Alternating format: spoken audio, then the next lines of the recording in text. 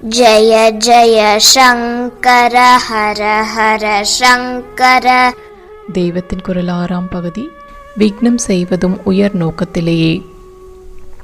அங்கங்கே அவர் விக்னமும் கொஞ்சம் உண்டாக்கித்தான் இருக்கிறார். பரமசிவனை திரிபுர சம்ஹாரத்திற்கு புறப்படும் போது தம்மை நினைக்காமல் புறப்பட்டதால் அவருடைய ரதத்தின் அச்சு முறிந்து போகும்படி பண்ணியிருக்கிறார். ஆனால் இதெல்லாமும் பரமேஸ்வரனே ஆனாலும் அவரும் கூட லோக நிர்வாகத்தில் மற்ற தெய்வங்களுக்கு இருக்கிற அதிகாரத்தை மதித்து அதற்கு கீழ்ப்படிந்து காட்டுவதுதான் முறை என்று புரிய வைப்பதற்கு தானே ஒழிய கெடுதல் பண்ண வேண்டும் என்பதற்காகவே கிடப்பதல்ல.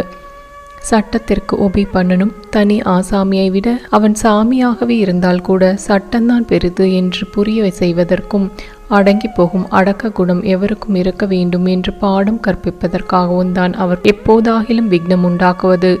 அதனால் அப்போதைக்கு பாதிக்கப்பட்டவர்கள் முடிவிலே நாசமானதாக கதையே கிடையாது.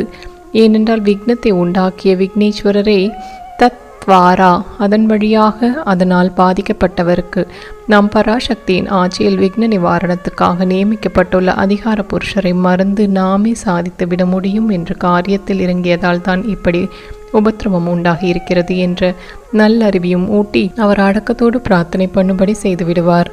அப்புறம் ஒட்டிக்கு இரட்டையாக நிரம்ப அனுகிரகம் புரிந்து விடுவார். அவர்தான் விக்னராஜா.